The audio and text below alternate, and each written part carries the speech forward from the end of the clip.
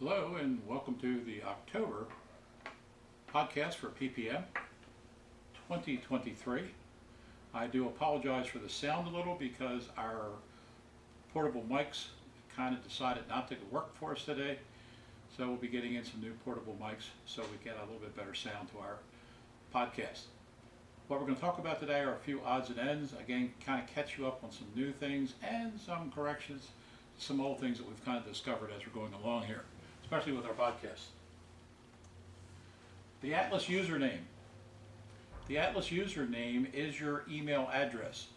Now we've had major problems here lately with folks that have forgotten which email address they used. They use another email address and it signs them in and gives them a new account number. Well, that creates a major problem because when we send you your cards that goes in the instructor network, it's in the wrong instructor network file for you. So then you're calling us saying, hey, we never got our cards. The reality is you actually have your cards.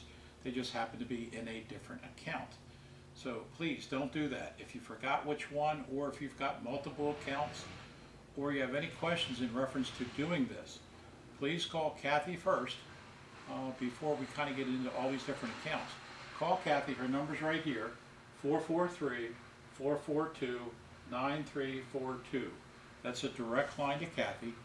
She works out of her house now. So as you know, we moved to a smaller place, so room is kind of tight here. So she works from home, and that's her phone number. So call her if you've got questions in reference to this account. Okay? Hopefully that'll solve that problem. Out of country, we've had a lot of folks that do teach overseas, do go overseas on a regular basis. Not a problem. We think that's fantastic.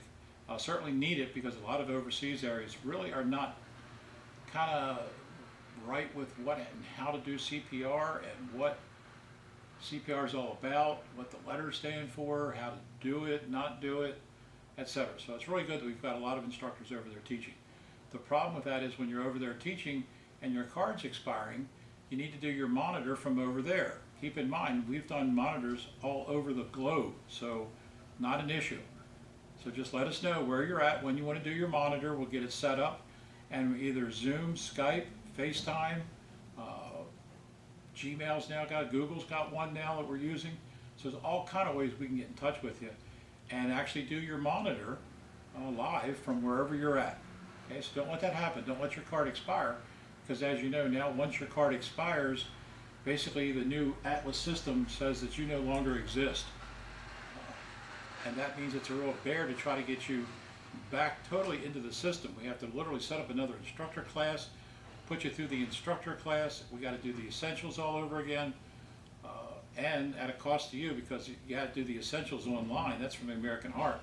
So please don't let your card expire. If you're overseas or you're getting ready to go overseas, go ahead and renew your card before you leave. We can issue new cards, new dates prior to you going overseas, and then that means that you'll be good the whole time you're over there. We won't have to worry about your card expiring.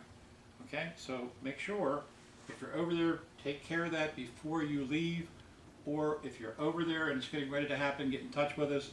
We'll get that taken care of while you're over there. Okay? Okay, enough said. First aid PowerPoint. Those of you that went and watched my first aid PowerPoint several months ago, we put that actually online for you to take a look at. That's what I use when I'm doing my first aid class. And if you just ask for it, it's free. I'll send you a copy of the PowerPoint. Now the neat thing about the PowerPoint is you can add things to it, subtract things from it, do some odds and ends, and make quick little video clips. There's all kinds of things you can do with PowerPoint.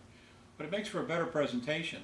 And it does cover all the first aid points that I really kind of want you to cover.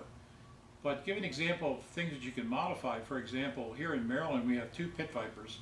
We have the Timber Rattler and the Copperhead. That's our two pit vipers we have in Maryland. So where you're at, say you're in Florida doing this class, you've got the coral snake. Really different since that's a neurotoxin versus a lymph toxin. Makes a big difference in how fast this thing takes out your patient.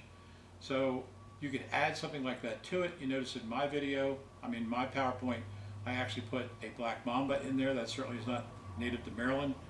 But with that said, that's something that you can add, subtract, do, modify.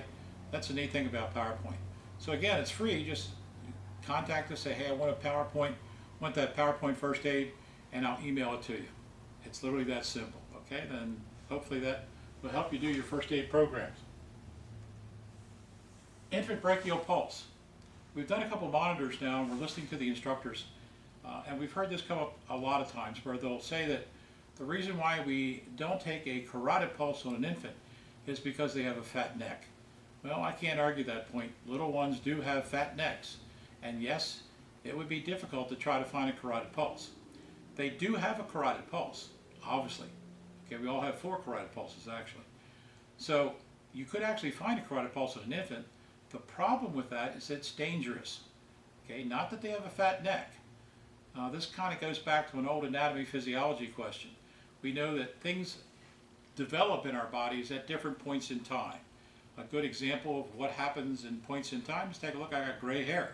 Didn't used to have gray hair, but over time things happen. Well, if you look at an infant's airway, okay, and you feel your own airway, go ahead, reach in. I can see you doing it now. Okay, it's a rigid tube. It's a rigid tube because it has rings of cartilage that form around that tube that make it a patent or open airway. Those rings of cartilage don't form until approximately 1 year of age. Okay, so prior to 1, the infant's airway is like a wet cardboard box. If you were to push a little too hard to find that carotid, you just collapse their airway. There's no way to pop it back open again. Okay, so you've really complicated the CPR effort and little one's effort because you just collapsed their airway. So that's why we get you into the brachial artery for the infant. It has nothing to do with the fat in their neck or what they look like. The bottom line is the rings of cartilage have not been formed yet. Their airway is not a safe airway to be feeling around. Yes, they have carotids. It's not safe to look for a carotid in the infant. That's why we use the brachial. Okay, so make sure your class understands the danger of going around the neck area on an infant. Okay, by time child, okay, what's a child? 1 to 8, the rings of cartilage are formed, it is safe to take a carotid. That's the difference.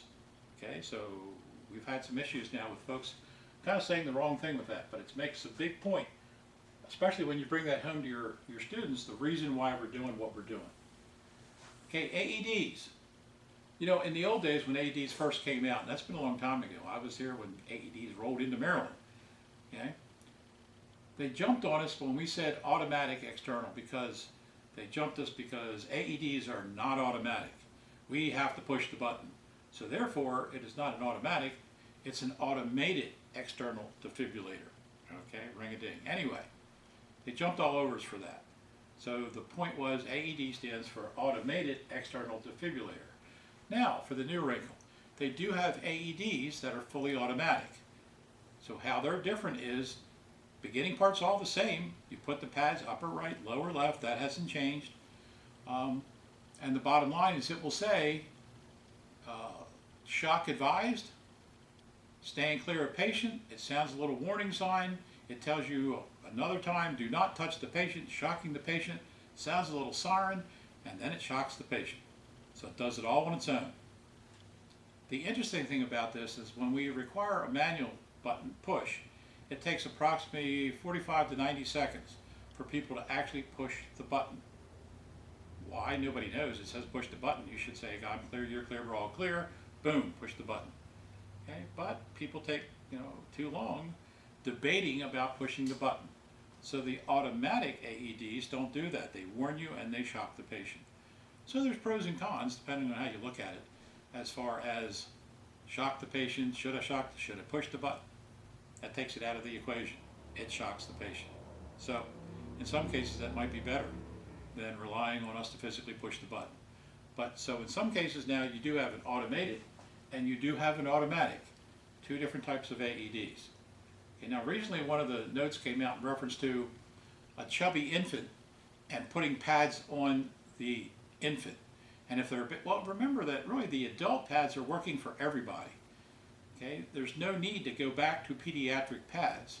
If you put the adult pads, whether it be adult, child, or infant, if you use the adult pads, you take that completely out of the equation. Is it a chunky child or a little child, or doesn't matter. Use the adult pads. You should have a couple extra adult pads in that pack. Therefore, don't worry about the peds pads. Go with the adult pads. Therefore, you've got extra of everything. Stuff you need. Okay? That will solve the question as to, are they too chunky to use peds pads? Should not even be a question. Use the adult pads. Problem solved. Okay? I think that's almost it. The last little thing to talk about is the classes, and some of you may or may not know that we actually do the PALS class here.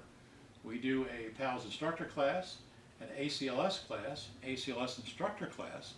We also do what we call a trifecta, which we do all three classes. It takes a full day, and we even provide lunch to the student, because they're going to be here from morning until afternoon taking all three classes. Each class is separate, but they get all three classes. So it's a long day, but they don't have to keep coming back, and it's all done. Okay, and then they also know that all the cards expire the same time. They're not running back and forth every couple of months to get a different card recertified. Okay, so anyway, the new program we're getting ready to start is a thing called Active Shooter. And if you pay attention to the news, that has not stopped. People are still running into buildings and deciding to shoot people. So we have an instructor right now that next month will actually take the Train the Trainer class for the active shooter. She was a former police officer. And she will then begin to train us in how to teach the active shooter program. So we're looking for January 2024 to actually kick off our very first active shooter program. We already have all the orange fake guns, all the rubber guns and stuff that you have for the program. So we've got all the equipment, we've got all that in place, and we hope to start January 1 with our actual first class. We're beginning to advertise it now, so if you know someone that is looking for an active shooter class for their company, business, let us know, and we'll get that scheduled and get that started. Okay, that's pretty much everything. So I want to thank you for watching again. Remember to push the subscribe button. We also are putting this on our Facebook, so we're getting some more folks to watch. You don't have to be a CPR instructor to watch our videos and add questions and send questions in to us. Remember that you want to send information in via the little comment section in YouTube, because that actually gives us more time, and YouTube realizes that people are actually watching our videos. So again, thanks again for watching. Please be safe, and I'll see you on the next podcast.